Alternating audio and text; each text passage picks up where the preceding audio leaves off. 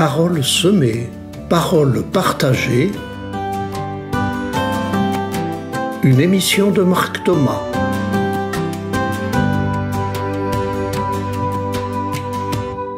En cette période de campagne électorale, j'intitule mon émission d'aujourd'hui « Voter pour ».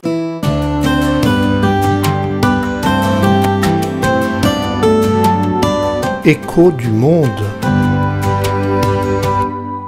Et d'abord, voter.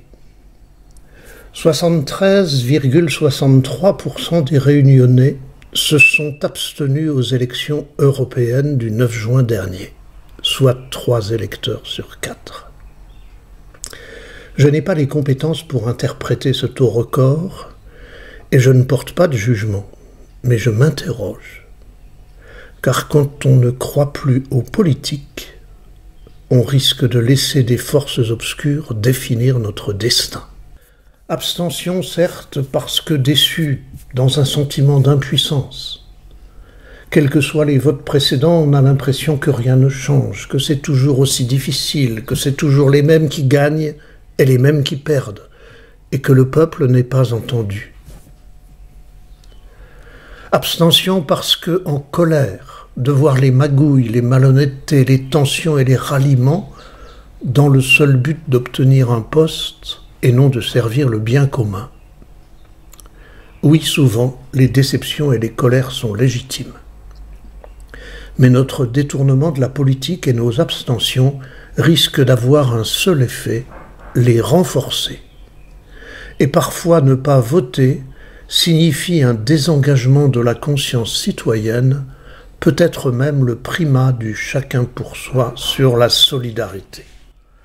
Enfin, il se peut que celles et ceux qui votent le moins se retrouvent parmi ceux qui réclament le plus les aides de l'État et de la collectivité, parmi ceux qui se rebellent le plus contre les pouvoirs que leur vote aurait peut-être pu empêcher de se mettre en place. Des jeunes Français de tous bords se sont rassemblés à Orléans pour inciter leurs amis à aller voter. Ils disent « Si tu ne votes pas, derrière, t'as pas le droit de venir te plaindre. T'as pas le droit de gueuler sur le gouvernement en place. » C'est Jade, 28 ans, d'Orléans, qui dit cela. « Si tu ne votes pas, dit une autre, tu ne râles pas. » La majorité qui sortira des urnes le 9 juillet ne dépend que de nos votes. Si nous n'allons pas voter, n'allons pas ensuite nous plaindre.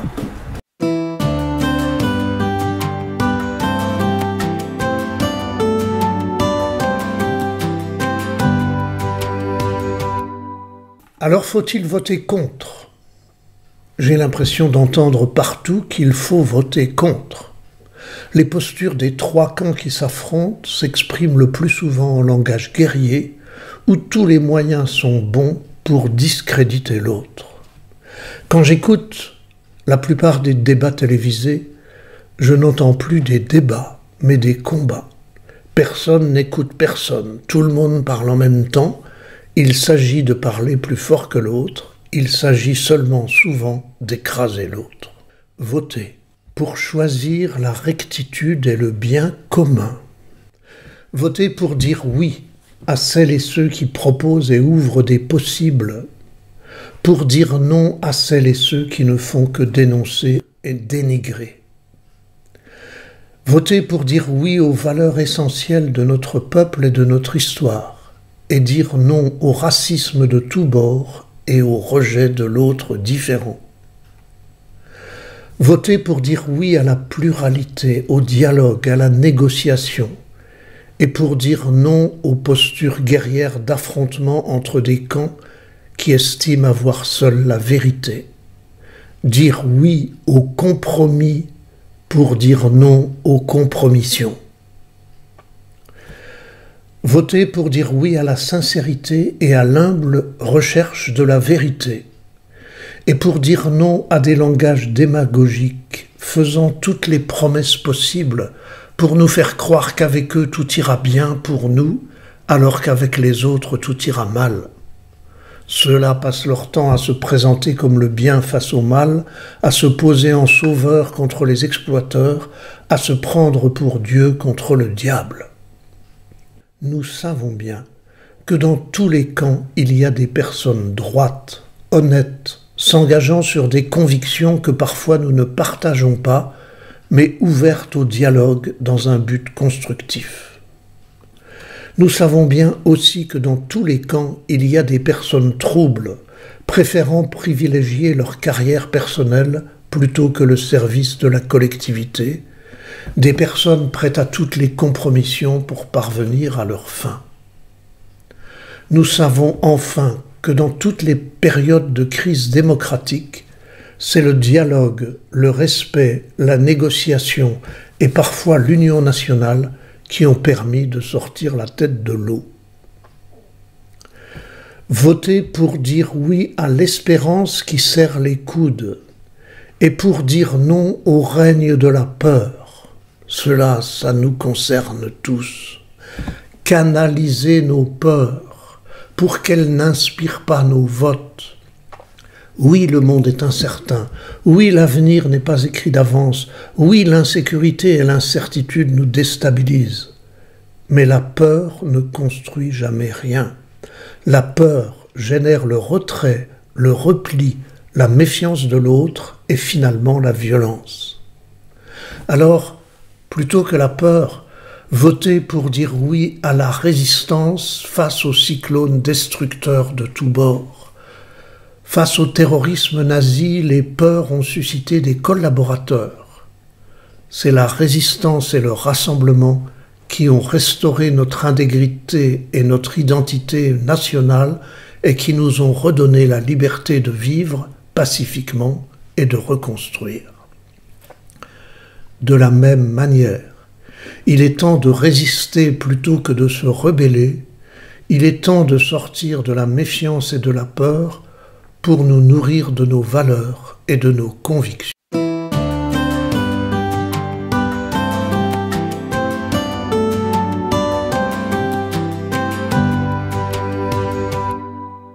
Alors maintenant, votez pour. Ne vous attendez pas à ce que je vous dise pour qui voter. Mais voter pour, c'est-à-dire exprimer nos convictions, faire des choix qui nous conviennent, dire nos priorités, et vérifier que celles et ceux pour qui nous allons voter partagent ces convictions et s'engagent à les mettre en œuvre avec énergie. Voter pour, c'est se forger nos convictions non pas à partir de la peur, mais dans le dialogue avec nos proches comme avec ceux qui ont des avis différents, et mettre ces convictions en cohérence avec nos valeurs profondes. Cette attitude responsable et proactive, nourrie de nos valeurs, nous empêche de suivre de manière grégaire les oukases d'un parti, de vociférer avec les manipulateurs d'opinion, de nous conformer aux modes du moment dans les démarches sectaires des violents de tous bords. Aucun des trois camps n'a la vérité ni la baguette magique. Le salut vient toujours du respect, de la négociation, de l'élaboration de projets et de stratégies nourris de nos convictions différentes, de l'obligation de construire ensemble. Vous me direz peut-être que tout cela est du rêve.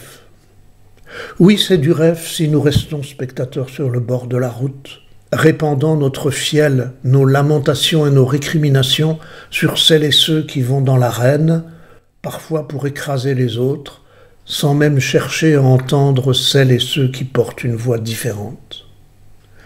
Ce n'est plus du rêve, et ça devient réalité dans notre circonscription électorale. Nous connaissons nos élus, nous pouvons les écouter, lire leurs objectifs et leurs projets, les interpeller, les rencontrer, puis voter pour l'un, pour l'une, plutôt que pour l'autre, en cohérence avec nos convictions. C'est l'indispensable dialogue républicain. Sans nous y engager, il ne nous restera que la manifestation ou la rébellion pour faire entendre dans le chaos des voix que nous aurions dû faire entendre par le vote. Ce n'est plus du rêve si nous regardons et rejoignons celles et ceux qui œuvrent sur le terrain, Ils se mettent au service de dynamiques collectives et reconstructives dans les quartiers chauds, dans la protection de l'enfance, dans l'accompagnement des blessés de la vie et des exclus de la société, dans l'intégration des étrangers, dans la résolution des tensions familiales, sociales ou professionnelles, et dans tous les lieux de conflit. Que celles-là et ceux-là qui œuvrent sur le terrain de façon constructive soient les vrais inspirateurs des politiques qui seront élus le 7 juillet, et surtout, qu'ils soient nos inspirateurs et nos motivateurs pour choisir d'aller voter et d'exprimer nos convictions dans le respect de tous. Martin Luther King disait ceci: « Nous devons apprendre à vivre ensemble comme des frères, sinon nous allons mourir tous ensemble comme des imbéciles. »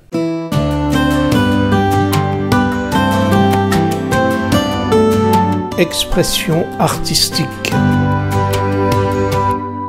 Et je voudrais terminer cette émission en vous lisant un extrait du discours de Martin Luther King le 28 août 1963.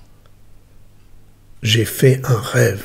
Il parle des États-Unis d'Amérique, mais nous pouvons, moyennant quelques ajustements, l'adapter à notre situation ici chez nous. Je peux vous dire aujourd'hui, mes amis, qu'en dépit des difficultés et des frustrations actuelles, j'ai quand même fait un rêve. J'ai fait un rêve qu'un jour, cette nation se lèvera et vivra la vraie signification de sa croyance, que tous les hommes naissent égaux.